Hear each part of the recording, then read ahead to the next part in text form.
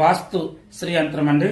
ఈ యంత్రం మనం భూమిలో పెట్టుకుంటే గనక ఎక్కడంటే అక్కడ పెట్టకూడదు. తూర్పు నుంచి తూర్పు ఈశాన్యం లేదా ఉత్తర ఈశాన్యం లేదంటే ఈశాన్యం భాగంలో ఈ యొక్క యంత్రాన్ని మనం పెట్టుకుంటే గనక మన ఇంట్లో ఉన్నటువంటి భూమి లోపల ఏవైతే చెడు శక్తులు ఉంటాయో అవి మన మీద ప్రభావం చూపిస్తూ ఉంటాయి.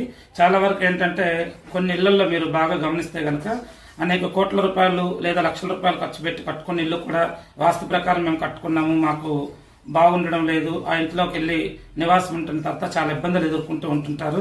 ఎంత 100% మీరు వాస్తు ప్రకారం కట్టుకున్నా దానికి గల కారణం ఏంటంటే ఆ ఇంటి భూమి లోపల ఉన్నటువంటి శల్య దోషాలు లేకుండా ఉండాలంటే కనీసం మనం ఇంటి నిర్మాణం చేసేటప్పుడు ఒక భూమి అంటే మట్టి ఉంటుంది కదా, ఆ మట్టిని మినిమం 6 అడుగుల పైన మట్టి తీసి బయటపడేసి కొత్త మట్టి తీసుకొచ్చి వేసి దాని మీద నవధాన్యాలు వేసి అవి ఒక మొక్కలు వచ్చిన తర్వాత పాజిటివ్ ఎనర్జీ నెగిటివ్ ఎనర్జీ తెలుస్తుంది మనకి, అప్పుడు ఇల్లు కట్టుకోవాలి. అంత ప్రాసెసింగ్ ఈ రోజులు ఎవరు చేయలేరు కాబట్టి ఏదో పైపైన మట్టి కొంచెం ఒక పారతో పైపైన లేపేస్తున్నారు, ఒక 2-3 ఇంచులు లేపేసి పూజ చేసుకొని ఇల్లు అనేది కట్టుకొని వెళ్ళిపోతున్నారు. దానివల్ల ఆ శల్య దోషాలు ఉండడం వల్ల ఆ ఇంట్లో ఉన్న వ్యక్తులకి మనశ్శాంతి ఉండదు. అదేవిధంగా ఇంకా సైంటిఫిక్ గా కూడాను ఏదైతే మనం ఇంటి నిర్మాణం చేసుకుంటామో ఆ ఇంటి కింద భాగం నుంచి అంటే భూమి లోపల కొన్ని స్ట్రెస్సెస్ ఉంటాయి, లైన్స్ ఉంటాయి, రేడియేషన్ లైన్ ఇలాగా, లేదంటే మనకి ఈ యొక్క జియోపతిక్ స్ట్రెస్ లైన్ అనేది ఇలాంటివి ఉంటాయి. ఆ లైన్లో వెళ్ళే యొక్క స్థలం మీద కూడా మనం ఇల్లు కట్టుకుంటే మనకి ప్రాబ్లమ్స్ చాలా వరకు వస్తాయి. మరి అటువంటి లైన్లు అన్ని అంటే మనకి భూమి లోపల ఉన్నటువంటి కొన్ని లోహాలు, మంచి చెడు లోహాలు ఉంటాయి, మనిషికి అనుకూలంగా ఉన్న లోహాలు ఉంటాయి. ఆ ఇంట్లో మనం జీవించినా మనకి ఇబ్బంది ఉండదు.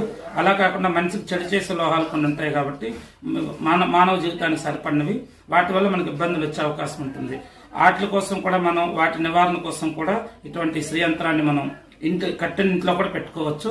ఇలాగని మనం చేసుకుంటే గనక మనకి వాస్తు దోషాలు, శల్య దోషాలు, సైంటిఫిక్ గా కూడా జియోపతిక్ స్ట్రెస్ కూడా ఇక్కడ ఉండదు. ఇంకా తద్వారా ఈ ఇంట్లో ఉన్న వాళ్ళందరూ కూడా ఆయురారోగ్యాలతో బాగుంటారు.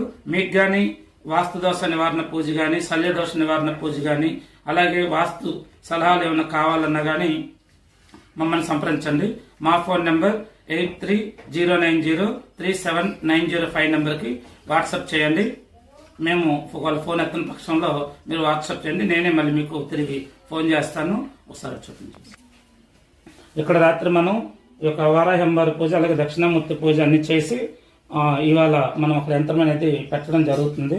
ఈ యంత్రం ఏంటంటే మనం పెట్టేటప్పుడు అమావాస్య ఉండకూడదు, అలాగే అష్టమి తిథులు చూసుకొని ఈ యంత్రం అనేది మనం పెట్టుకోవాల్సి వస్తుంది. ఓం నమః శివాయ. ఓం శ్రీ వారాహి దేవి నమః.